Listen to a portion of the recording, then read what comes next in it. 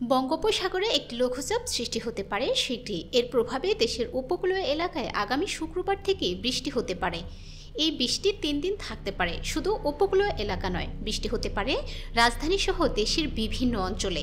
তবে দেশের অন্যান্য এলাকা থেকে ভিন্ন থাকবে সিলেটের চায়ের রাজধানী শ্রীমঙ্গলের আবহাওয়া।